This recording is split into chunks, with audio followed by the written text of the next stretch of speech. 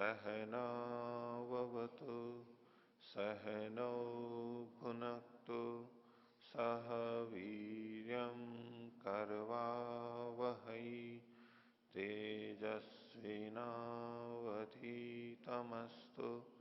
मा विद्विषावहै। ओम शांति शांति शांति। योग दर्शन की 108वीं कक्षा। योग दर्शन के तृतीय पाद विभूति पाद का अंत चल रहा है। पिछले पाठ में हमने 53वें सूत्र तक का देखा था और आज 54-55वें सूत्र का इस पाद के समाप्ति के 2 सूत्रों को देखेंगे। तो पीछे विवेकज ज्ञान का बिंदु बताया गया। क्षण और उसके क्रम में संयम करने से विवेकज ज्ञान होता है और उससे योगी भेद को जान पाता है। जाति, लक्षण और देश से भी जिन चीजों का भेद पता न लगे, जाति भी समान, देश भी समान, लक्षण भी समान, उसमें भी वो अंतर कर सकता है। ऐसी सामर्थ्य आ जाती है विवेकज ज्ञान से। ये विषय हुआ था। तो पिछले पाठ में से किन्हीं को पूछना है तो पूछ सकते हैं। कुछ 51वें सूत्र के भाष्य में जो प्रलोभन योगी को दिए गए थे जी, तो उसमें कुछ ऐसे प्रलोभन है, मतलब इनकी दृष्टि में तो प्रलोभन है, लेकिन कुछ ऐसी बातें हैं कि जो उसके लिए लाभकारी हो सकती हैं। तो उसको भी यहाँ पर हेय पक्ष में उनको रखा है। जैसे ऋषि महर्षि हैं और इस तरह की जो बातें हैं, तो उनको फिर किस तरह से समझेंगे? तो जो विष मिश्रित अन्न होता है वो त्याज्य होता है। विष मिश्रित अन्न होता है वो त्याज्य होता है। बोले कि इस मिठाई में विष है, बोले इसमें और भी अच्छी अच्छी बातें भी हैं। इसमें मीठा भी है, इसमें गेहूं चावल भी है, इनका चूरा है, घी भी है, बादाम पिस्ते भी डले हुए हैं, उनको तो ले ही सकते हैं। तो विष मिश्रित अन्न के समान, जैसे विषय भोगों के लिए योग दर्शन का तो यही कथन है। तो विष मिश्रित अन्न के समान उनको छोड़ दिया जाता है। उसको अलग तो कर नहीं सकते। संसार के सुखों में दुख तो आएंगे ही, और ये जो दे रहा है ये तो साथ में अनुकूलता बता रहा है। बाकी मुख्य चीजें दूसरे दे रहा है और साथ में ये अनुकूलता बता रहा है। वो बोले जी हमारा घर है, बोले उसके सामने बगीचा भी है एक। वो घर तो घर है जैसा भी है, और साथ में बगीचा भी है जी, तालाब भी है पास में, और ये भी है और वो भी है पास। तो ऐसी चीजें जो कि वास्तव में हितकर होती हैं वो भी व्यक्ति बताता ही है, लेकिन साथ में दूसरी चीजें भी तो हैं। तो उन सब प्रलोभनों के लिए आवश्यक नहीं इनके लिए। और ये तो योग की ऊंची स्थिति में पहुंचा हुआ है, स्वयं ही इतना ऊंचा बन चुका है। तो ऋषि कल्प या ऋषि जैसा तो वो खुद भी बना हुआ है। ठीक है। और ऋषियों की संगति तो वैसे भी प्राप्त कर सकता है वो दूसरे तरीकों से भी। इसके लिए ये सब करने की आवश्यकता नहीं है। और कोई बोलिए। ओम। सूत्र संख्या 53 जी इसमें जो भाष्य की पहली पंक्ति, जी तुल्यो देश लक्षण सारूप्य जाति भेद अन्यताया हेतु गोह्यम वडवायम। तो ये जाति हेतु रूप में ले रहे, जाति को देख के। तो जो लक्षण और देश का सारूप्य बताया गाय और घोड़े में, हाँ, वो सीधा नहीं मिल पाता, वो तो ठीक बात है। सामान्य रूप से देख नहीं हो सकता, क्योंकि कुछ ना कुछ तो भिन्नता रहती ही है उसमें। पर ऐसे कल्पना कर लीजिए कि दिखने में बिल्कुल एक जैसे लग रहे हो, ऐसा। तो जाति के भेद से पता लग जाता है। यानी उनका रंग एक जैसा हो, ऊंचाई लंबाई एक जैसी हो। अब वो जाति है तो जाति में तो सासना और ये ककुद और वो सब तो आएंगे। वो तो घोड़े और उसमें वैसे भी अंतर हो जाएगा। वो जो अंतर आ रहा है वो जातिगत अंतर मानेंगे, जाति से पता लग रहा है। और लक्षण में है कि एक समान जाति होते हुए भी जैसे किसी में कहीं धारी है, कहीं कोई रंग है, अलग अलग जगह पे अलग अलग रंग है, इत्यादि चीजें को उसमें ले लेना चाहिए। ठीक है। एक और इसी सूत्र के भाष्य में जो तीसरा अनुच्छेद है, हाँ अपरेतु वर्णयंती ये अंत्याविशेषा ते अन्यता प्रत्यम कुर्वन्ति। ये एक बार समझो। हाँ, अन्यता का प्रत्यय यानी भिन्नता का ज्ञान कौन करता है? तो जो अंत्य विशेष होते हैं वो भिन्नता को दे देते हैं। अंत्य विशेष, जैसे कि हम मनुष्य हैं, जैसे कि घड़ा है, जैसे कि अलग अलग मकान है, ये अंत्य विशेष है। अंत्य विशेष किस रूप में, कि अन्य चीजों से मिलके बने बने बने और अब बन गया। अब इनसे कोई चीज नहीं बनेगी, अगर इनसे बननी होंगी तो इनका विघटन होकर के और फिर कोई ऐसी चीज बनेगी। ये तो अंत्य विशेष बन चुके हैं, अंतिम हो चुके हैं। अभी लेखनी है, इससे और क्या बनने वाला है, कुछ नहीं, जाएगी, टूटेगी। अब वो कबाड़ों की चीजों से भी कोई कुछ बना लेते हैं, वो एक अलग बात है, लेकिन वो भी जब नष्ट होगा तो फिर क्या होगा। ये अंत्य विशेष है, बस समाप्त हो गए, हो गए, अब इससे कुछ नहीं बनेगा। तो उनमें हमें भेद की प्रतीति होती है। अंत्य विशेष होते हैं वो अंतिम जो बने हुए होते हैं, उनमें विशेषताएं होती हैं एक दूसरे से, और उसके कारण से हम परस्पर भेद कर पाते हैं दो या अनेकों के बीच में। तो ये जो अंत्य विशेष होते हैं वे अन्यता के ज्ञापक होते हैं। और जो बीच वाले हैं, बीच वाले, जैसे कि आप देखिए, आप दूध और दूध की मिठाई का एक उदाहरण ले लेते हैं। दूध है, अब दूध और दूध में तो हमें अंतर पता नहीं लगता है ना, लगभग वो एक ही जैसे होते हैं, मिल जाते हैं, और हमें भेद नहीं पता लगेगा। अब दूध से मावा बना लिया, और वो भी एक ही जैसा लगेगा, उसमें भी भेद पता नहीं लग रहा है तो स्वरूप में। देश भेद से तो पता लग जाएगा, लेकिन एक जैसे हैं। अब उस मावे से अलग अलग मिठाइयां बना ली, कहीं पेड़ा बना लिया, कहीं चक्की बना ली, कहीं और कुछ ऐसे मावे की अलग अलग मिठाइयां बना ली। अब किसी में कुछ अलग रंग डाल दिया, किसी में अलग सूखे मेवे या गंध सुगंध वो अलग अलग डाल दी। अब जो चीजें बन गई, अब ये क्या है, मिठाई जो बिकने का है, ये अंत्य विशेष हो चुके हैं। इससे पहले के जो है उनसे कुछ भेद पता भी लगता है, लेकिन नहीं भी पता लगता है। लेकिन ये जो बने हुए हैं इनमें एकदम अंतर पता लगेगा हमारे को, ये चीज है, ये चीज है, भिन्नता पता लगती है अंत्य विशेष के रूप में।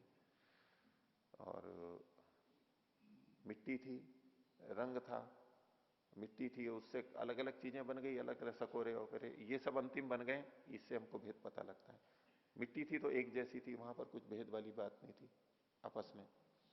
और रंग हैं एक जैसे लगते हैं, यानी लाल रंग एक जगह, हरा रंग एक जगह, ऐसे परस्पर तो भिन्नता है, लेकिन एक जैसे रंग एक जैसे हैं।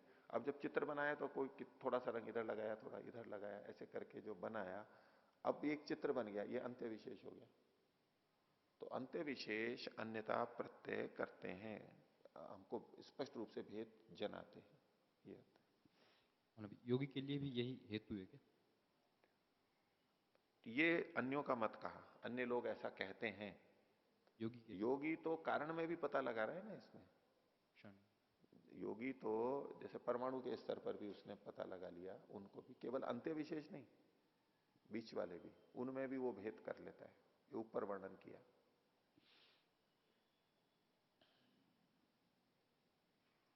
हो गया।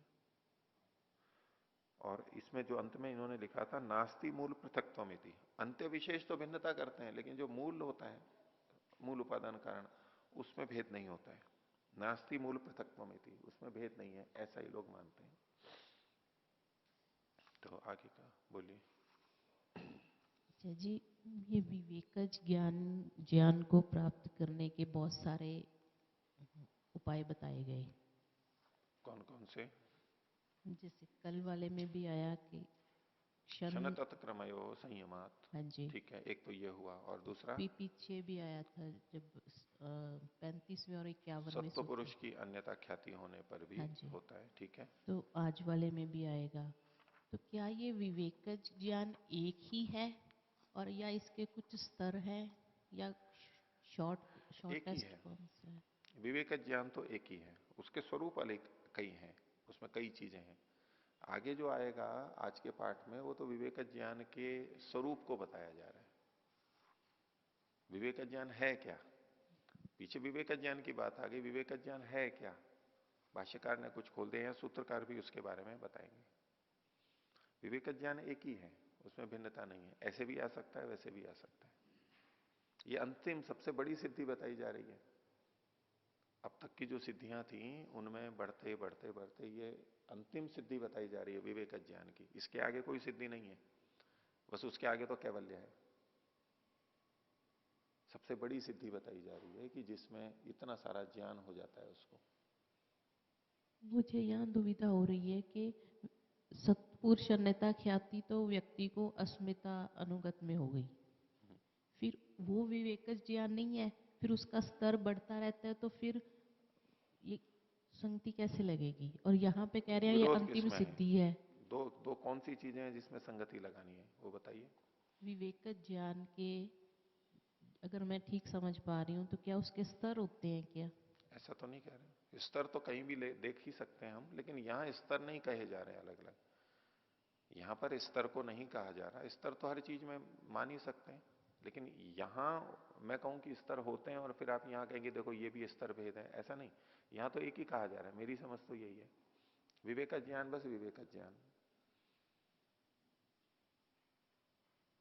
बोलिए। तो सत्पुरुष अन्यथा ख्याति मतलब विवेकज ज्ञान?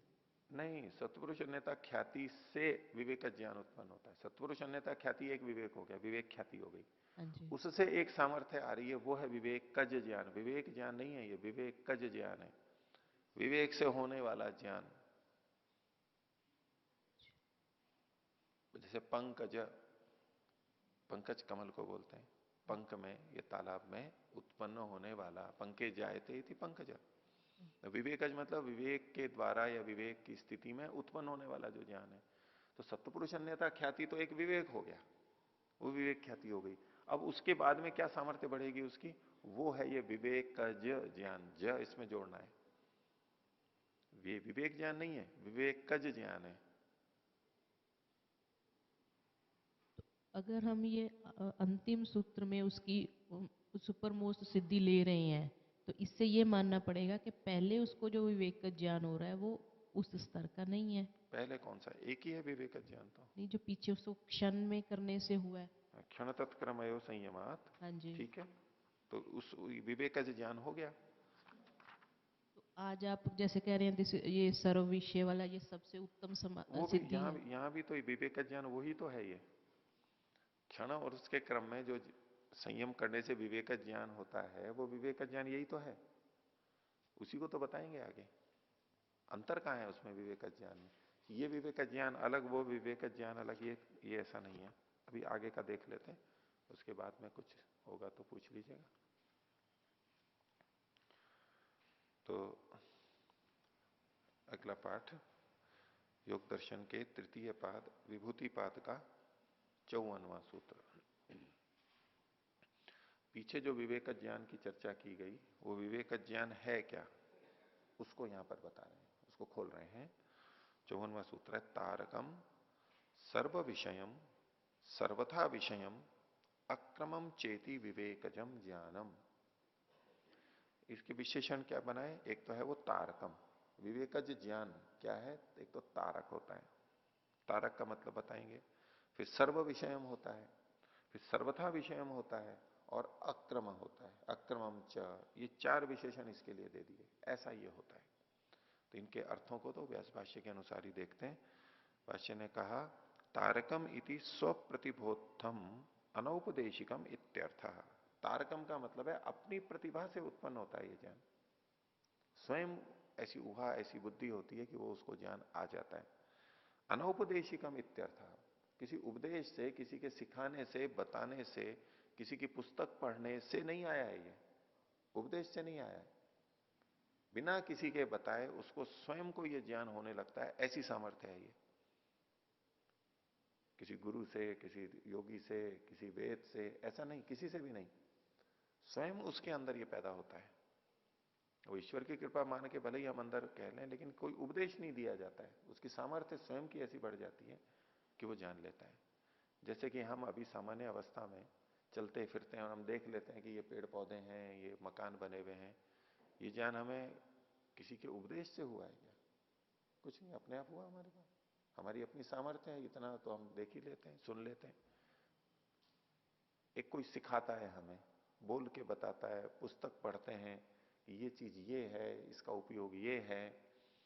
अब पौधा है, पौधे में कौन कौन से गुण धर्म है, किस रोग को ठीक करता है, ये सब बातें तो कोई बताएगा तो पता लगती हैं, या हम प्रयोग करेंगे तो है।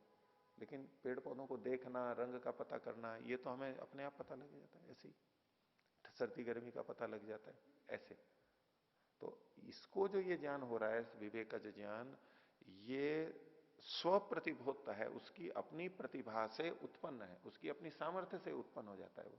उसकी बुद्धि ऐसी है, उसके यंत्र शरीर ऐसा है कि उसको वो ज्ञान उत्पन्न हो जाता है। अर्थात उपदेश से नहीं, अनौपदेशिकम इत्यर्थ। ये तो हुआ तारकम का अर्थ। फिर है सर्व विषयम। तो सर्व विषयम न अस्य किंचित अविषयी भूतम इत्यर्थ। उसके लिए कोई भी अविषयी नहीं रहता, सब उसके विषय बन जाते हैं।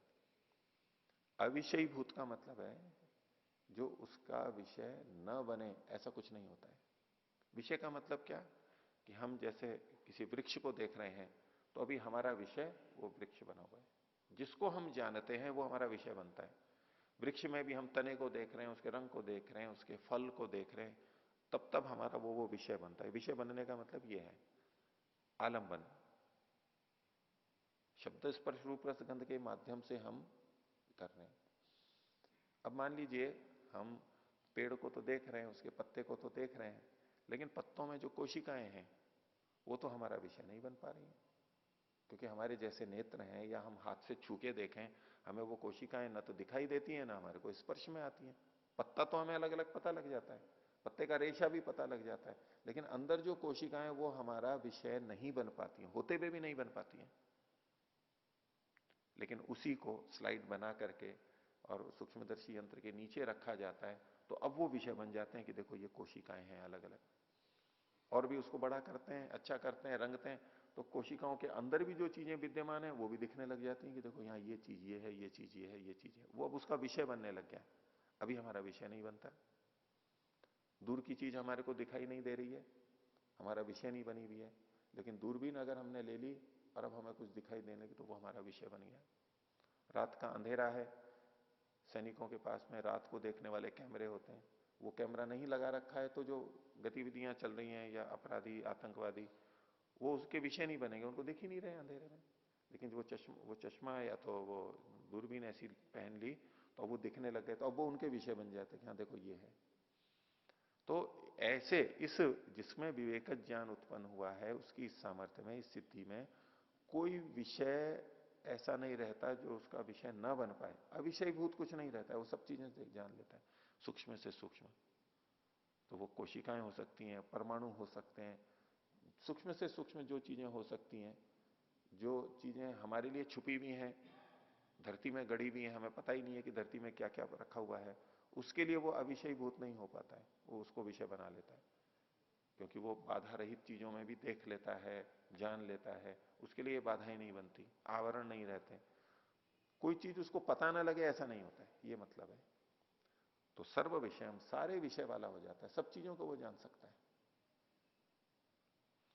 आगे सर्वथा विषय, सब चीजों को जानता है और सर्वथा विषय वाला होता है, उनको पूरी तरह से जानता है। ये दोनों बातों में अंतर है। तो पहले इसको देखिए, सर्व विषयम न अस्य किंचित अविषयी भूतम इत्यर्थ।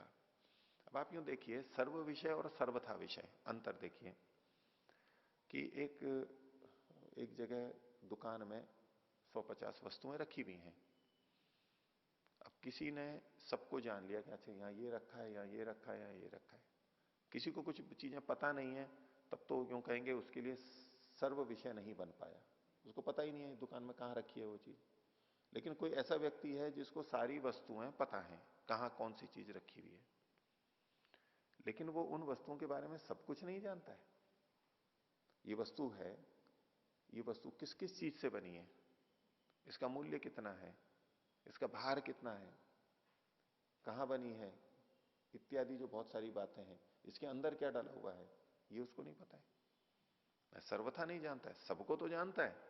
इस दुकान में इतनी घड़ियां हैं, इतने मोबाइल हैं, सबको जानता है, ये है, ये है, ये है, लेकिन उसके अंदर क्या है ये उसको नहीं पता है। ये बने कैसे हैं उसको नहीं पता है, ये चलते कैसे हैं उसको नहीं पता है। कुछ भी चीज हो सकती है जो उसको पता ना हो। तो सर्व विषय होते हुए भी सर्वथा विषय होना एक अलग बात है। हम सब कपड़े पहनते हैं, हम अपने कपड़ों को जानते हैं, हम कौन कौन से कपड़े पहनते हैं, हम अपने सब वस्त्रों को जानते हैं। लेकिन क्या हम कपड़े के बारे में पूरी चीज, पूरी जानकारी जानते हैं जो कि कोई एक वस्त्र वाला, उद्योग वाला जानता है या बनाने वाला जानता है? इसके क्या क्या गुणधर्म है, इसको इसका जो वैज्ञानिक है वो जानता है। हम सब एक दूसरे के शरीरों को जानते हैं, लेकिन शरीर के अंदर क्या चल रहा है, कौन सा रोग चल रहा है, ये हम सर्वथा तो नहीं जानते। तो सर्व विषयम और सर्वथा विषयम ये दो अलग अलग चीजें हैं। तो सर्व विषय का ये मतलब नहीं कि हम सब कुछ जानते हैं, इसलिए इसको अलग से लिखा। तो योगी सबको जान लेता है, ये सर्व विषय, और वो उनको पूरी तरह जान लेता है, ये सर्वथा विषय। ये इसके साथ साथ अतिरिक्त वस्तु है, अतिरिक्त जुड़ी हुई है। तो सूत्र में विवेक ज्ञान को जो सर्व विषयम और सर्वथा विषयम ये दो अलग अलग बातें हुई, ये अलग अलग ही समझनी चाहिए। हम ये जानते हैं कि इस आश्रम में कितने व्यक्ति रहते हैं, हमारे परिवार में कितने व्यक्ति रहते हैं, लेकिन अपने परिवार के सब व्यक्तियों को हम पूरा पूरा जान पाते हैं? वर्षों साथ में रह के भी हम पूरा नहीं जान पाते, उनके विचारों को बहुत कुछ जान लेते हैं लेकिन पूरा नहीं जानते, सर्वथा तो नहीं जानते। अब परमात्मा की दृष्टि से देखेंगे तो परमात्मा सब चीजों को जानता है और सबको पूरी तरह जानता है। सर्व विषयता भी है और सर्वथा विषयता भी वहां पर है, ये बात है। ये ऐसा ज्ञान यहां पर आ रहा है, एक बहुत बड़ी बात है, बहुत बड़ी उपलब्धि है। जान नहीं सकते हम एक केवल पानी को भी जानने लगे तो पानी को भी नहीं जानते हैं। सामान्यतः हमें कहे भाई पानी के बारे में तो हम सब कुछ जानते हैं, उसने रासायनिक संरचना देख ली, वो भी जान लिया, सब कुछ है, लेकिन उसमें भी इतनी सूक्ष्मताएं हैं, उसके भी आणविक संरचना में भी भिन्नता रहती है, उसके गुण प्रभाव अलग अलग रहते हैं। एक वैज्ञानिक ने केवल पानी के ऊपर एक बड़ी पुस्तक लिखी, रूसी वैज्ञानिक ने। नदियों में जो पानी चल रहा है उसका अलग, वहां पाया जाने वाला पानी अलग है, उसके जो समस्थानिक होते हैं आणविक संरचना में, आइसोटोप्स होते हैं, उनमें अंतर होता है, थोड़ा थोड़ा थोड़ा, बहुत सूक्ष्मता से उसके अंदर अंतर होता है। तो वो चीजें हम सामान्यतः सोचते हैं कि सब कुछ जानते हैं, लेकिन वो हम पूरा नहीं जानते, सर्वथा विषय हम नहीं करते, नहीं जानते हैं। परमात्मा वो सारी चीजें जानता है, तो सब विषयों को भी नहीं जान पाते पहली बात तो हम, और उनको सर्वथा भी नहीं जान पाते।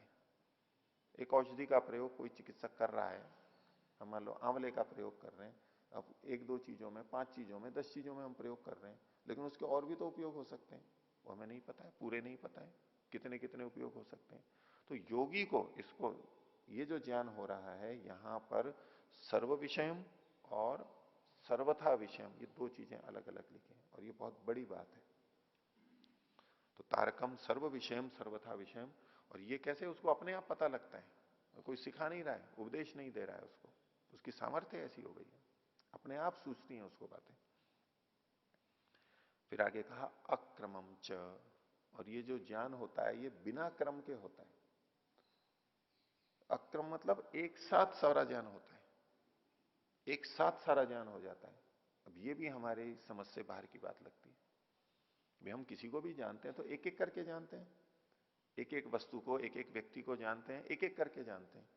हम एक साथ अनेकों को जानते हैं तो भी उपस्थित तो एक ही रह पाता है, और एक वस्तु के भी अलग अलग धर्मों को हम एक साथ नहीं जान पाते, कभी ये धर्म जान रहे हैं, कभी वो धर्म जान रहे हैं। अलग अलग समय में हमारा केंद्र यानी हमारा विषय अलग अलग गुण रहते हैं, बनते हैं, कहीं किसी की मुख्यता होती है, कोई थोड़ा बहुत साथ में होता है, लेकिन सारे के सारे गुण धर्म एक साथ उपस्थित हों, ये एक बहुत बड़ी बात है। अक्रम रूप से, क्रम रूप से तो जान लेते हैं, लेकिन बिना क्रम के यानी एक साथ उसको जान लेते हैं। देखिए भाष्यकार क्या कहते हैं इसको, सर्वथा विषय को पहले देखते हैं। सर्वथा विषयम, इसको खोल दिया, अतीत अनागत प्रत्युत्पन्नम सर्वम पर्यायी सर्वथा जानाति इत्यर्थः। जैसे हमने विभिन्न धर्मों को देखा था, अतीत कुछ हो चुके हैं, कुछ अनागत हैं, और कुछ प्रत्युत्पन्न मतलब वर्तमान में है। उन सब पर्यायों से, उन सब क्रमों को वो सर्वथा जानता है, एक ही क्षण पूरी तरह जानता है, सबको जानता है, किसी को नहीं जानता है ऐसा नहीं। जितने भी अतीत हैं वो जानता है, जितने भी अनागत हैं वो जानता है, जितने भी वर्तमान में है वो सबको जानता है। ये तो सर्वथा विषय को खोला गया। और अक्रमम को कह रहे हैं, अक्रमम इति एक क्षणोपारूढ़ सर्वम सर्वथा गृह्णाति इत्यर्थ। एक क्षण में आरूढ़, क्षण को पीछे बताया था इन्होंने, क्षण और उसके क्रम में संयम करने से विवेक ज्ञान होता है, ये इससे जुड़ी भी बात है। तो एक अक्रमम इति एक क्षणोपारूढ़, एक ही क्षण में उपारूढ़, एक ही क्षण में चढ़े हुए, अर्थात जिस विषय को हम जान रहे होते हैं उस समय वो उस क्षण में विद्यमान रहता है हमारे लिए। लेकिन एक ही क्षण में सारी वस्तुएं, एक क्षणोपारूढ़म सर्वम और सर्वथा, ये दो विशेषण के साथ जोड़े।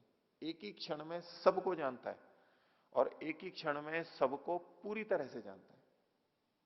अब जैसे हम कल्पना करें, परमात्मा तो ऐसा ही जानता है। परमात्मा सब चीजों को जानता है, सर्वम जानाति, कोई चीज छूटी भी नहीं है, और सबको सर्वथा जानता है, पूरी तरह से जानता है। और वो एक ही क्षण में सबको पूरी तरह जान रहा होता है, अलग अलग क्षण में नहीं कि परमात्मा एक क्षण में तो इस वस्तु को जान रहा है, अगले क्षण में उस वस्तु को जान रहा है, एक क्षण में इसके कुछ गुणों को जान रहा है, दूसरे क्षण में इसके अन्य गुणों को जान रहा है। ऐसा नहीं, एक ही क्षण में, क्षण का समय पीछे बताया उन्होंने, काल का एक सबसे सूक्ष्म भाग, इतने से समय में भी इतना भी भेद नहीं है कि वो अलग अलग हो जाए। जैसे कमल के 100 पत्तों को बींधने वाला उदाहरण दर्शनों में मिलता है कि सुई से हम इन पत्तों को बींधें तो लगेगा जैसे एक साथ ही बींध दिया हमने, लेकिन वो क्रमशः हो रहे हैं, बहुत कम समय का भेद है। तो यहां भी कोई बहुत तेजी से जान रहा हो, एक के बाद एक के बाद, ऐसा नहीं, एक क्षण पे ही आरूढ़ होंगे वो, उसी एक क्षण में हर वस्तु को जान रहा है और उनको पूरी तरह जान रहा है। ये हमें परमात्मा के लिए तो समझ में आ जाता है, जो हम ईश्वर को सर्वज्ञ मानते हैं, और ईश्वर की सर्वज्ञता का यही स्वरूप है। उसके लिए कोई वस्तु एक क्षण के लिए भी अज्ञात नहीं होती है, उसके लिए एक क्षण के लिए भी किसी वस्तु का कोई भी गुण अज्ञात नहीं होता है। हर क्षण, हर वस्तु और सर्वथा उसको ज्ञात होती है। ऐसा ही यहां पर है कि एक क्षण में हर वस्तु के सारे धर्मों को वो जानता है। उसको समझने के लिए मनुष्य पे करते हैं तो हमें लगेगा ये तो असंभव है, ये तो हो ही नहीं सकता, ऐसा कैसे हो सकता है। परमात्मा की दृष्टि से हम सोचते हैं तो हम चूंकि ईश्वर को मानते हैं, ईश्वर के इसी स्वरूप को मानते हैं, वहां हमें संगत लग जाता है। लेकिन मनुष्य भी ऐसा, ये योगी भी ऐसी स्थिति में पहुंच जाता है, ज्ञान की बहुत उच्च स्थिति है, बुद्धि की सामर्थ्य की बहुत ऊंची स्थिति है। अब यूं सोच सकते हैं कि बुद्धि का वो 100% प्रयोग कर रहा होगा, हम तो बहुत थोड़ा प्रयोग करते हैं सामर्थ्य होते हुए भी। परमात्मा ने इतनी सामर्थ्य दे रखी है, लेकिन हम नहीं कर पाते हैं, हमारी बुद्धि उद्घाटित नहीं है। कर्माशय के कारण से वो सुप्त पड़ी हुई है, संस्कारों के कारण से वो सुप्त पड़ी हुई है, होते हुए भी हम उपयोग नहीं कर पाते। उद्बुद्धि नहीं है, वो उभरी भी ही नहीं है, गंदगी से, मलिनता से भरी पड़ी है वो, थोड़ा सा है, उसको हम प्रयोग करते हैं केवल। तो जब इसके क्लेश समाप्त हो गए हैं, कर्माशय क्षीण हो गए हैं, यही पवित्रता, अंतःकरण की पवित्रता हो गई है, कोई बाधक तत्व है जो बुद्धि को चलने में बाधित कर रहे थे, हमारे कर्म, हमारे वासनाएं, वो उसके क्षीण हो गए, तो बुद्धि अपने आप काम करने लग जाती है, इतनी तीव्र हो जाती है। 4-5% वाला एक सामान्य अच्छा जीवन जी लेता है, 8-10% वाला तो बहुत ऊंचा चला जाता है, 11-12 वाले तो अति प्रसिद्ध, शताब्दियों में 1-2 होने वाले माने जाते हैं, बड़े बड़े वैज्ञानिक नोबेल पुरस्कार प्राप्त करने वाले समझे जाते हैं। कितने गुना बढ़े, ये सामान्य व्यक्ति 2-3% में काम चलाता है, तो उससे अगर कोई 4 गुना भी हो गया तो कितना अंतर आता है। एक सामान्य व्यक्ति को हम गंवार बोलते हैं, और वो सबसे संभ्रांत और सबसे बुद्धिमान व्यक्ति कहते हैं उसको, दुगना तिगना अंतर करने से। और इसका फिर कई गुना उसका बढ़ जाता है, मान लो 10% भी माना है, और किसी को 100% हो जाए। अब कल्पना करो 10% से 20% हो जाएगा तो कितना अंतर होता है। आगे तो वो उसका गुणात्मकता बहुत बढ़ती चली जाती है। एक और एक को दुगना करेंगे तो 2 ही होगा, लेकिन 2 को दुगना करेंगे तो 4 हो जाएगा, 4 को दुगना करेंगे तो 8 हो जाएगा, और आगे चल करके वो गुणवत्ता इतनी अधिक बढ़ती जाती है जो कि हम समझ नहीं सकते, इतना चमत्कृत ज्ञान सामर्थ्य उसकी हो सकती है। तो योग से अगर किसी की बुद्धि 100% खुल जाए, अपने संस्कारों को क्षीण कर दे, वो वासनाओं को क्षीण कर दे, दग्धबीज कर दे, अब बाधक क्या है, बुद्धि तत्व पूरा प्रकाशित हो जाएगा उसका, बुद्धि पूरे ढंग से काम करने लगेगी, तब उसकी कितनी सामर्थ्य होगी हमारे को कल्पना में भी नहीं आता है, क्योंकि हम ऐसा देखते सुनते नहीं है। तो ऐसा कुछ होता है कि वो तारक है, स्वप्रतिबोध है, अनौपदेशिक है, सर्व विषय है, सर्वथा विषय है, और वो सर्वथा और सर्व और सर्वथा एक ही क्षण में हो जाता है। ये और भी बड़ी बात हो गई है। तो अक्रमम इति एक क्षणोपारूढ़ सर्वम सर्वथा गृह्णाति इत्यर्थः। एतद विवेकजम ज्ञानम परिपूर्णम, ये विवेक ज्ञान क्या है, परिपूर्ण है। ज्ञान की ये परिपूर्णता आ गई, इससे बढ़कर के और क्या ज्ञान होगा? अब जीवात्मा एक देशी होता है उतना तो ठीक है, लेकिन ये सारा का सारा परमात्मा के संयोग से, परमात्मा की सहायता से, परमात्मा की व्यवस्था से उसमें होने लगता है। आगे, अस्यैव अंशो योग प्रदीपो मधुमतीम भूमिम उपादाय यावद अस्य परिसमाप्ति रीति। इसी का एक अंश, ये जो विवेकज ज्ञान है उसका एक छोटा सा भाग प्रारंभ में किसी को प्राप्त हुआ है, उसमें उसका एक अंश है योग प्रदीप, जो पीछे आया था।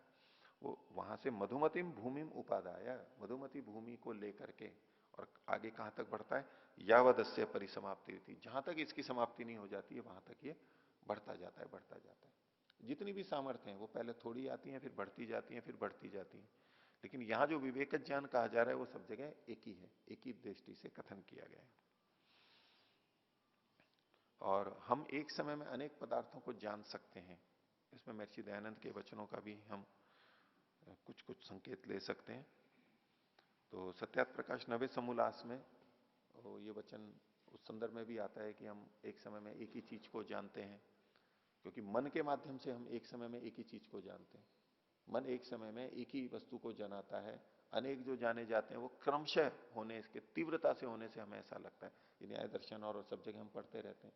अब यहां क्या कहा जा रहा है? अक्रम रूप से है ये।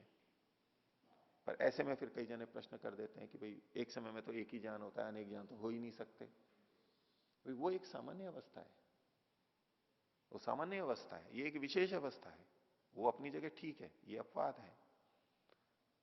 और वो मन से भी परे जाकर के आत्मा के स्तर पर सीधे उसको ज्ञान हो रहा है, तो ये एक अलग स्थिति है। तो सत्यार्थ प्रकाश समूलास 9 में महर्षि ने लिखा, एक काल में अनेक पदार्थों के वेत्ता, जीवात्मा के लिए कथन किया गया। एक काल में अनेक पदार्थों के वेत्ता, जानने वाले हम हो सकते हैं एक ही काल में। और एक प्रसंग हमें पुनः प्रवचन में मिलता है, पुनः प्रवचन का 6ठा प्रवचन।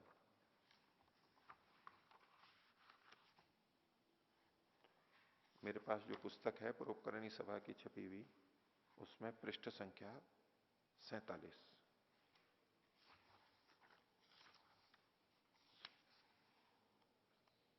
ये 6ठे प्रवचन, ये जन्म विषयक प्रश्न है, ये जन्म विषयक ये शीर्षक है।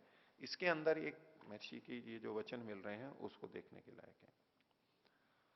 ये प्रसंग था युगपत ज्ञानान उत्पत्तिर मनसो लिंगम। एक साथ अनेक ज्ञानों का न होना ये मन का लक्षण कहा गया, न्याय दर्शन में जैसा देखा है। तो लिखते हैं कि ये सब आपत्तियां अमुक्त आत्मा को लगती हैं। ये आपत्तियां कि एक समय में एक ही ज्ञान होता है, ये अमुक्त आत्माओं को लगती हैं, यानी मुक्त आत्माओं को नहीं लगती। मुक्त आत्मा तो एक समय में अनेक ज्ञान कर सकता है, युगपत ज्ञान की उत्पत्ति उसको हो सकती है।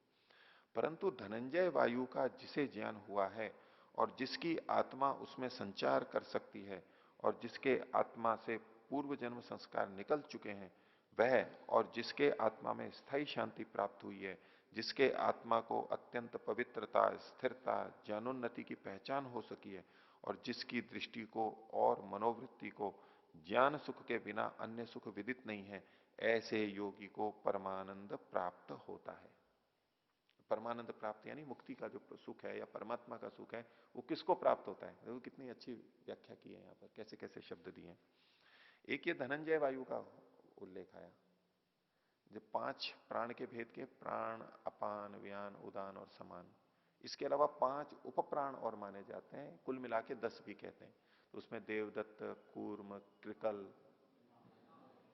धनंजय, नाग, नाग, कूर्म, कृकल, देवदत्त और धनंजय, उसमें एक वो धनंजय वायु और कहा गया है। ये धनंजय वायु की तरफ संकेत है। तो फिर से देखिए महर्षि के वचन, ये सब आपत्तियां अमुक्त आत्मा को लगती हैं, परंतु धनंजय वायु का जिसे ज्ञान हुआ है उसको ये आपत्ति नहीं लगती, एक बात। दूसरा, जिसकी आत्मा उसमें संचार कर सकती है, धनंजय वायु में संचार कर सकती है, कोई विधि होगी, योग के से संबंधित होगी। और जिनके आत्मा से पूर्व जन्म संस्कार निकल चुके हैं, पूर्व जन्म के जो संस्कार, अविद्या के संस्कार जो पड़े हुए थे, जिनको जिसने समाप्त कर दिया है, नष्ट कर दिया है, दग्ध बीज कर दिया है, ऐसा वो व्यक्ति वह। और जिसके आत्मा में स्थायी शांति उत्पन्न हुई है, वो स्थायी शांति तो तभी होगी जब परमात्मा को प्राप्त कर लिया, या तो उससे पहले का पर वैराग्य में, नहीं तो अशांति रहेगी, अविद्या रहेगी तो अशांति रहेगी, क्लेश रहेंगे। जिसको स्थायी शांति की प्राप्ति हो चुकी है, जिसके आत्मा को अत्यंत पवित्रता, स्थिरता, ज्ञानोन्नति की पहचान हो चुकी है कि अत्यंत पवित्रता होती क्या है, ये उसे पहचान लिया, उसने प्रत्यक्ष कर लिया। अब वैसे तो हम कल्पना करते हैं कि परमात्मा अत्यंत पवित्र है, लेकिन वो पवित्रता क्या है, कितनी अच्छी पवित्रता है, ये हम कल्पना नहीं कर सकते। पहले ऐसे कहा जाता था कि भारत में तो गंदगी बहुत रहती है, बोले सफाई देखनी हो तो जैसे बस स्टैंड पे सफाई रहती है।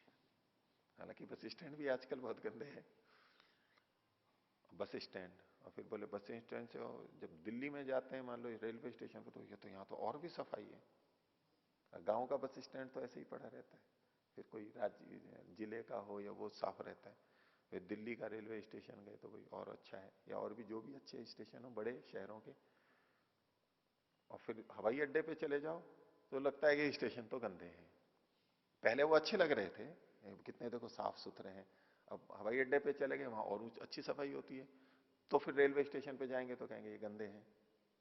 और भारतीय हवाई अड्डे और ये सब कितने साफ हैं, वो विदेश में चला गया और विदेश के हवाई अड्डे देखे, और फिर जब भारत आता है तो बोले तो गंदे हैं। जिनको पहले वो साफ बोलता था, उनको वो ऊंची चीज देख करके कहता है ये गंदा है। अर्थात हम जिस चीज को हमने आज तक देखा नहीं है, हमें जो चीज अच्छी से अच्छी दिखाई दी, हमें लगा कि बस ये अच्छी है, इससे अच्छी सफाई क्या हो सकती है, इससे अच्छा और क्या हो सकता है, हमारा दिमाग नहीं काम करता।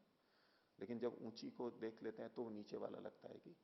तो परमात्मा की पवित्रता क्या है, या किसी जीव में, योगी में कितनी पवित्रता हो सकती है, हम अपने अपने ढंग से कुछ कुछ पवित्रता का भान करते हैं, हम भी पवित्रता का अनुभव करते रहते हैं, किसी समय पवित्रता का अनुभव करते हैं, लेकिन उनकी पवित्रता क्या होती है ये हमें पता नहीं लग सकता पूरा।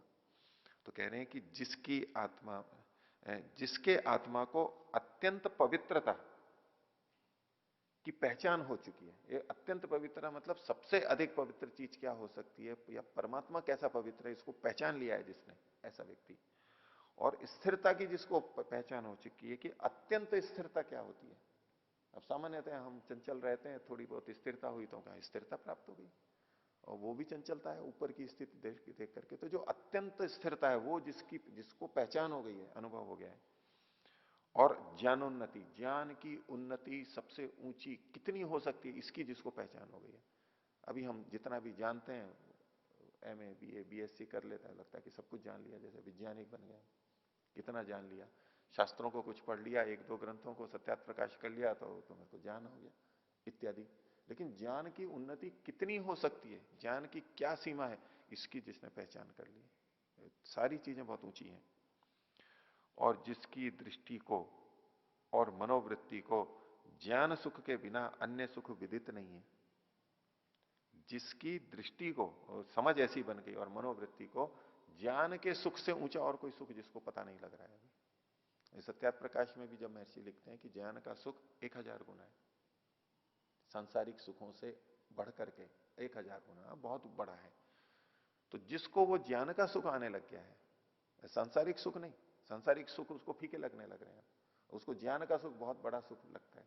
वो ज्ञान की प्राप्ति के लिए, ज्ञान के आनंद को लेने के लिए संसार के सुख को ऐसे फेंक देगा जैसे कि कचरे को फेंक दिया उसने, उसको आकर्षण ही नहीं होगा उनके प्रति।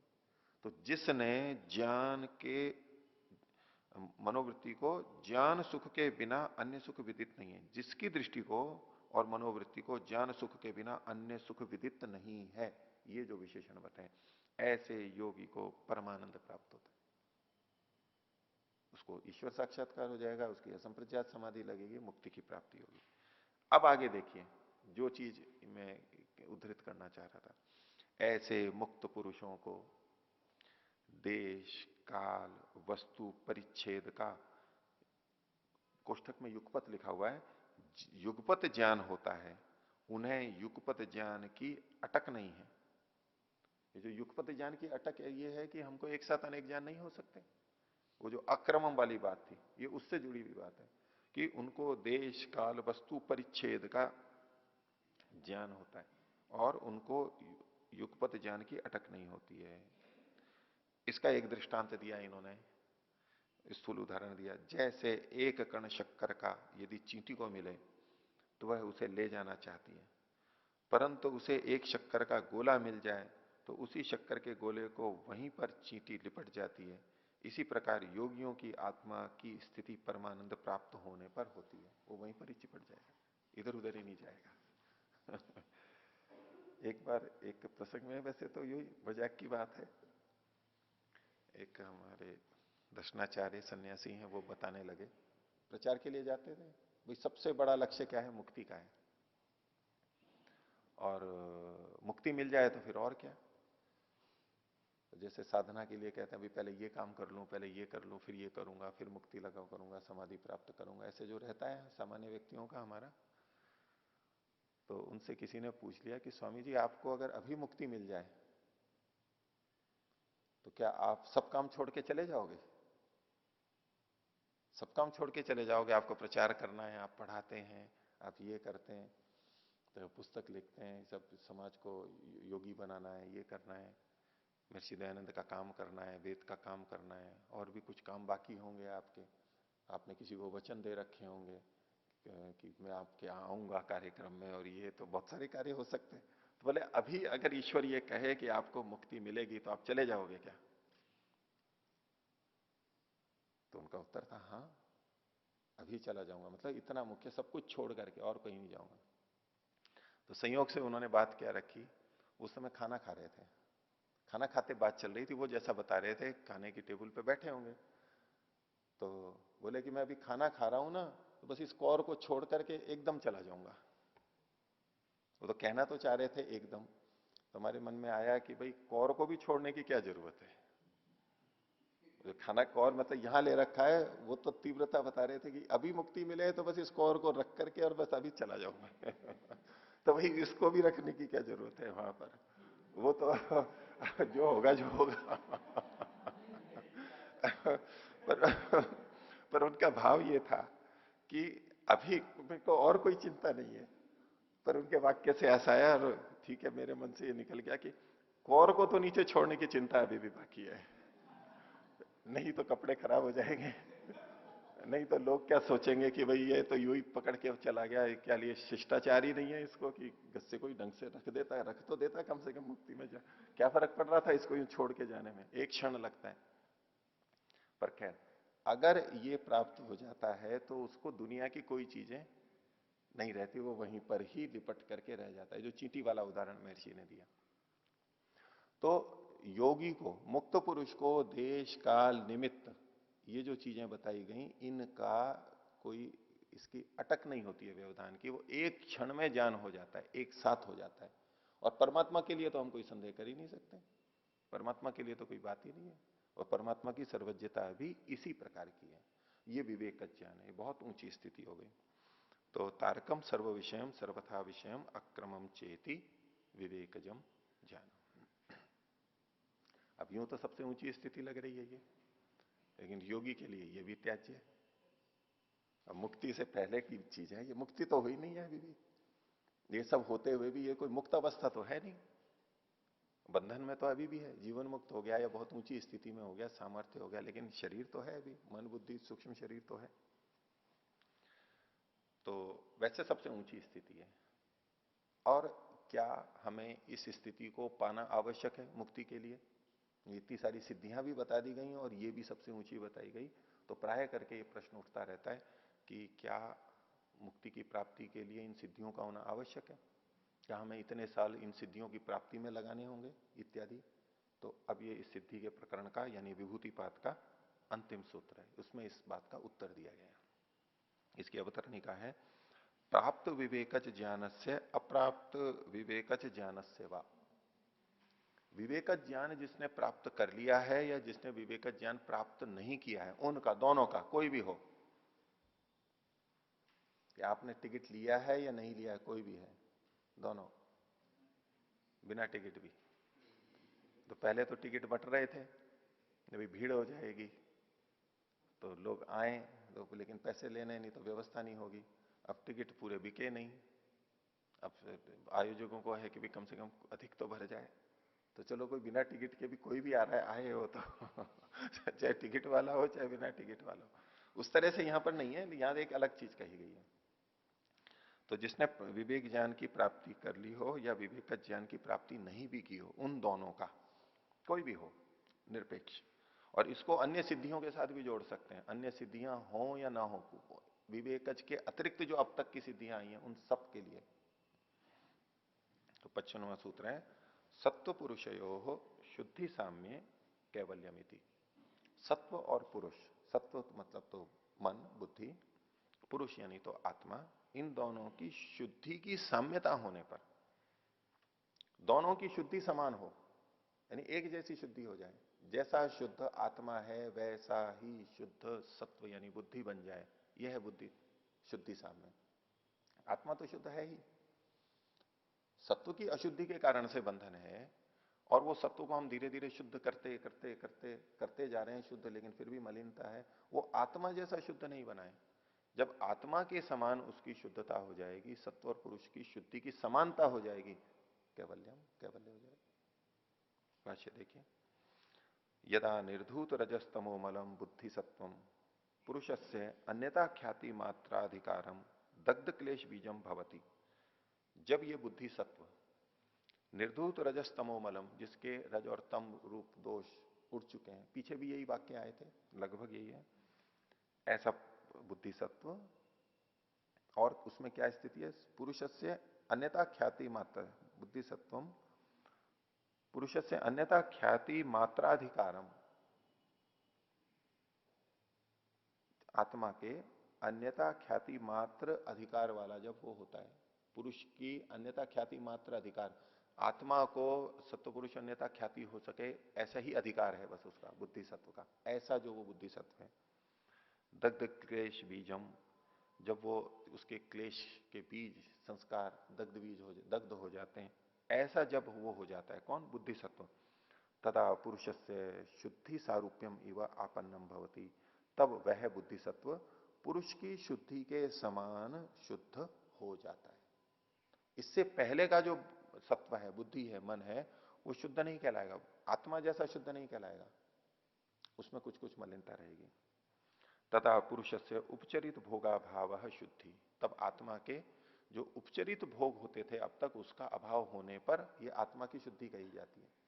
वैसे आत्मा तो शुद्ध ही होता है, पर हम गौण रूप से कथन कर देते हैं कि भाई आत्मा की शुद्धि होनी आवश्यक है। वहां आत्मा का मतलब आत्मा चित्त की शुद्धि होनी आवश्यक है, पर उपचार से ये सब कथन कर दिया जाता है। जब चित्त शुद्ध नहीं होता है तब हम यानी आत्माएं उपचार से हमारा भोग चलता रहता है, हम उसी को चित्त में आने वाली चीजों को ही सुख दुख अच्छा बुरा वो सब करते हुए अपना मान के भोगते रहते हैं। तो जब ये उपचरित भोग का अभाव हो जाता है आत्मा को, तो ये आत्मा की शुद्धि कहलाती है। वैसे शुद्ध है आत्मा, लेकिन चित्त में जब मलिनता रहती है तब जो भोग हो रहा है आत्मा को, ये उपचरित भोग हो रहा है, गलत ढंग से भोग हो रहा है, जैसा नहीं है वैसा हम उसको जान रहे हैं, जैसा वो हितकर नहीं है वैसा हितकर हम समझ लेते हैं, ये उपचरित भोग है। और जब दोनों में भिन्नता हो गई है, एकदम स्पष्टता हो गई है और चित्त भी ऐसा शुद्ध हो गया है, तो अब जो भोग होगा वो उपचरित भोग नहीं होगा। तो उपचरित भोग का अभाव होना यही शुद्धि है। एतस्याम अवस्थायाम कैवल्यम भवति, बस इस अवस्था में कैवल्य हो जाता है, उसको ईश्वर का आनंद हो गया, वो मुक्ति की स्थिति को प्राप्त हो गया, जीवन मुक्त हो गया, और बाद में नित्य मुक्त पूर्ण मुक्त भी हो जाएगा, नितांत मुक्त हो जाएगा। अभी तो सशरीर मुक्त है, जीवन मुक्त है, फिर जीवन के बिना भी मुक्त हो जाएगा। तो ये तस्याम अवस्थायाम कैवल्यम भवति, इस अवस्था में ऐसा होने पर फिर कैवल्य होता है। ईश्वर से अनिश्वर से वहां, ईश्वर हो चाहे अनिश्वर हो। अब यहां ईश्वर का मतलब परमात्मा वाला ईश्वर नहीं है, ईश्वर का मतलब है जिसको ये ऐश्वर्य हुए हैं। ऐश्वर्य कौन, ये सिद्धियां जो पीछे कही गई हैं। तो ईश्वर से अनिश्वर से वहां सत्व पुरुष की शुद्धि होनी चाहिए, ये मुख्य बात है। और सिद्धियां हो या नहीं हो, कम हो या अधिक हो, उससे कोई अंतर नहीं आने वाला है। ईश्वर से अनिश्वर से वहां, अब इसी को और स्पष्टता से खोला, विवेकज ज्ञान भागिना इतर सेवा। ये जो विवेकज ज्ञान पीछे बताया था सबसे ऊंचा, इस विवेकज ज्ञान का जो भागी है, जिसने उसको प्राप्त कर लिया, उसका, अथवा इतरस्य। इतरस्य कौन होगा? जिसने विवेकज ज्ञान प्राप्त नहीं किया है, वो हो चाहे ये हो। अन्य सिद्धियों के लिए भी कह दिया ईश्वर से अनिश्वर सेवा, और सबसे अंतिम सिद्धि को भी कह दिया विवेक ज्ञान भागिना इतर सेवा। कोई भी हो उसको कैवल्य हो जाएगा। अंतिम शर्त, अनिवार्य शर्त है सत्व पुरुष की शुद्धि, शुद्धि की साम्यता। इसके बिना कोई भी मुक्ति में नहीं जा सकता है। आगे, सत्व शुद्धि द्वारेण तत्समाधिजम ऐश्वर्यम ज्ञानम च उपक्रांतम। हाँ, इतर सेवा नहीं दग्ध क्लेश बीज से ज्ञाने पुनरअपेक्षा काचिद अस्ति। जिसने दग्ध क्लेश बीज वाला हो गया है, जिसने संस्कारों के दग्ध बीज क्लेश कर दिए हैं, उसके ज्ञान में फिर और किसी चीज की अपेक्षा नहीं है। उसको ज्ञान की दृष्टि से और कुछ पाना नहीं है, क्योंकि जितना ज्ञान हम प्राप्त करते हैं वो क्लेशों को तनु करने के लिए, क्षीण करने के लिए, दग्ध बीज करने के लिए है। ज्ञानाग्नि से इनको दग्ध बीज किया जाता है। और जिसने इन सब क्लेशों को दग्ध कर दिया, अब उसको किस ज्ञान की आवश्यकता है? करेगा क्या उस ज्ञान का? ज्ञान का प्रयोजन ही यही है कि हमारी अविद्या नष्ट हो जाए, अविद्या रूपी मल हट जाए, दग्ध बीज हो जाए, इतना शुद्ध ज्ञान हो जाए। ये ज्ञान से ही होगा, ज्ञान से मुक्ति होगी, ज्ञान से चूंकि मलिनता जाएगी। तो जिसने इतनी शुद्धि को प्राप्त कर लिया है, अब उसको किसी और ज्ञान की आवश्यकता नहीं है, हो चुका है वो शुद्ध। तो न ही दग्ध क्लेश बीजस्य ज्ञाने पुनरअपेक्षा काचित अस्ति, और कुछ की आवश्यकता नहीं है। सत्व शुद्धि द्वारेण समाधिजम ऐश्वर्यम ज्ञानम च उपक्रांतम। ये जो उसने सत्व की शुद्धि कर ली है, सत्व शुद्धि, इस सत्व पुरुष की शुद्धि की साम्यता वाली शुद्धि कर ली है, उससे तत्समाधिजम ऐश्वर्यम, समाधि से उत्पन्न होने वाला जो ऐश्वर्य है, सिद्धियां हैं वो, और ज्ञानम च, और जो ज्ञान होता है यानी विवेकज जो ज्ञान हुआ है वो, समाधि से जो भी ज्ञान होता है, इस सबको उपक्रांतम उसने अतिक्रमण कर दिया है, उसको उपक्रांत कर दिया, उसके ऊपर उठ गया है वो। अब उसको इन सब की कोई आवश्यकता नहीं है। समाधि जन्य ऐश्वर्य और ज्ञान की उसको अब आवश्यकता नहीं है, यदि उसने सत्वपुरुष की शुद्धि साम्य कर ली है, सीधे चला जाता है। आजकल जैसे कुछ तो परीक्षा उत्तीर्ण करके बनते हैं, आगे जाते हैं क्रमशः, स्नातक में, स्नातकोत्तर में, शोध में, पीएचडी में जाते हैं। और कुछ विशेष प्रतिभा वाले होते हैं, उन्होंने भले ही ये उत्तीर्ण नहीं किया हो, लेकिन उनकी प्रतिभा को देख के सीधा उनको शोध में ले लेते हैं, शोध सहायक पीएचडी में चले जाते हैं, सीधा प्रोफेसर बना देते हैं उनको, उनकी प्रतिभा को देखते हुए। तो वो अब उनको आवश्यक नहीं है उन कक्षाओं को उत्तीर्ण करना, उसकी स्थिति ऐसी बन गई है, वो इतना ऊंचा चला गया है कि वो उसने चाहे ये कक्षाएं उत्तीर्ण की हो या नहीं की हो, उसको तो वो पद मिलने वाला है। सामर्थ्य ऐसी बन गई है। तो अंतिम सामर्थ्य सत्व पुरुष की शुद्धि है, और यही साधना का फल है, शुद्धि की समानता। कुछ भी करें, ये शुद्धि तो बननी चाहिए। और कुछ भी सब कुछ करते हुए, योगाभ्यास करते हुए, यदि ये मलिनता हमारी बनी हुई है या हमारी बन रही है और बढ़ रही है, तो कोई फल नहीं है उसका, निष्फल है वो। परोपकार करते हुए अगर ये मलिनता आ रही है हमारे अंदर, तो भी कोई लाभ नहीं है उसका। आध्यात्मिक दृष्टि से उसका कोई लाभ नहीं है। और सत्पुरुष की शुद्धि बन रही है, तो भले ही वो ज्ञान प्राप्त नहीं कर पा रहा है या कम प्राप्त कर रहा है, सिद्धि है या नहीं है, वो सफल होता जा रहा है। अंतिम कसौटी और मूल चीज यही है। आगे, परमार्थ तस्तु ज्ञान दर्शन ज्ञानात अदर्शनम निवर्तते। वास्तव में क्या होता है? ज्ञान से अज्ञान हटता है, ज्ञानात अदर्शनम निवर्तते। अदर्शन मतलब अज्ञान भी ले लीजिए और मिथ्या ज्ञान भी ले लीजिए, ज्ञान से ही ये निवृत्त होते हैं, यानी ज्ञान को ही प्राप्त करना, ये मुख्य बात है। तस्मिन निवृत्ते न संति उत्तरे क्लेशा। और उस अदर्शन के, मिथ्या ज्ञान के हटने पर फिर बाद में होने वाले जो क्लेश हैं वो नहीं रहते, समाप्त हो जाते हैं। पीछे भी वो अदर्शन के स्वरूप बताए थे, इसको अदर्शन कहते हैं, इसको अदर्शन कहते हैं, कोई भी जो भी हो उसमें, तो उन अदर्शनों का वो अदर्शन हटने पर क्लेश नहीं रहते। और आगे कहा क्लेशाभावात कर्म विपाका भाव। जब क्लेश का अभाव हो चुका है, अविद्यादि जो क्लेश हैं वो हट चुके हैं, तो कर्म विपाका भाव, कर्म के विपाक का भी अभाव हो जाता है, कर्म फल ही नहीं देते हैं उसको। अब नए कर्म वो सकाम नहीं करेगा, वो तो है ही, नए कर्म नहीं करेगा सकाम, निष्काम ही करेगा। लेकिन जो वो कर्म कर चुका है, और जिनका फल अभी तक नहीं भोगा है उनके विषय पे ये लागू होता है। और जिन कर्मों का फल भोग लिया है वो तो वैसे ही समाप्त हो गए, उसके लिए यहां कहने की जरूरत ही नहीं है। और जो होने वाले हैं उनका विपाक तो अभी आगे की बात है, हुए ही नहीं है कर्म। ये किए हुए संचित कर्मों की बात है। क्लेश अभावात कर्म विपाक अभाव, कर्म के विपाक का अभाव हो जाता है। भले ही कर्माशय बिना भोगे हुए रखा हो, विपाकारंभ ही नहीं होगा। वही बात है सती मूले तद विपाको, और वो क्लेश मूल कर्माशय, बिल्कुल उसी बात को यहां पर कहा गया। ये भी एक उसके पुष्टि में प्रमाण है। आगे चरिताधिकाराश्चैतस्याम अवस्थायाम गुणा, ये जो गुण है सत्वरस्तम मूल प्रकृति, ये चरिताधिकार हो जाते हैं, इनका अधिकार समाप्त हो जाता है। जिस उद्देश्य से ये आए थे कि सत्व पुरुष की साम्यता की उपलब्धि करवा दें, वो इनकी हो चुकी है। इस अवस्था में ये गुण पुरुषस्य पुनर्दृश्यत्व न उपतिष्ठन्ते, पुरुष के दृश्य के रूप में नहीं रहते। पुरुष का दृश्य तो बुद्धि ही होती है, बुद्धि को ही वो देखता है वास्तव में अंदर, एक तरह से वो सत्वरस्तम को देख रहा होता है। तो ये जो गुणों का रूप है वो उसको दृश्य के रूप में नहीं रहता है। तत्पुरुष से कैवल्यम, और यही पुरुष का कैवल्य है। तथा पुरुष स्वरूप मात्र ज्योति अमल केवली भवती, और उस समय ये पुरुष यानी आत्मा स्वरूप मात्र में ज्योति वाला, अपने ही स्वरूप के ज्ञान वाला, अमल मल से रहित केवली अकेला हो जाता है। केवल मतलब अकेला ही होता है। केवल, केवल के भाव को कैवल्य बोलते हैं। जो केवल से युक्त होता है, केवल को जिसने प्राप्त कर लिया वो केवल ही हो गया। सब चीजें यानी प्रकृति से छूट गया। अब इसमें कई लोग कहते हैं कि भाई ये केवल हो गया मतलब तो यहां तो परमात्मा की भी बात नहीं है, ये तो बस अकेला ही होता है। योग दर्शन तो परमात्मा की प्राप्ति की बात नहीं करता। भाई ये ग्रंथ किस परंपरा का है, किस पृष्ठभूमि में ये ग्रंथ लिखा गया है, उसमें इसके जो सहायक अन्य दर्शन है, वेदांत दर्शन है और हैं, उसमें ब्रह्म की प्राप्ति की, ब्रह्म के आनंद की प्राप्ति का एकदम स्पष्ट उल्लेख है। इनका यहां विषय नहीं है वो, लेकिन प्रकृति से हम कैसे छूट जाएं वहां तक का विवेचना योग दर्शन करता है, इसलिए वो केवल ही कहता है। अब इसके आधार पर यूं कहने लगे जी योग दर्शन में तो मुक्ति का स्वरूप ये है, वहां मुक्ति का स्वरूप ये है, तो ये कोई अलग अलग ग्रंथ तो है, एक वैदिक परंपरा के ग्रंथ हैं। इन्होंने यहां तक बताया, उन्होंने वो चीज भी बताई, ये सारा मिलकर के, और संकेत तो यहां पर हमारे को मिलते ही हैं। ध्यान स्वाध्याय योग संपत्तिया परमात्मा प्रकाशते, स्वाध्यायात योग मासीत है, योगात स्वाध्याय मामनेत, स्वाध्याय योग संपत्तिया परमात्मा प्रकाशते, परमात्मा ज्ञान होता है वहां पर, ये चीजें विद्यमान है।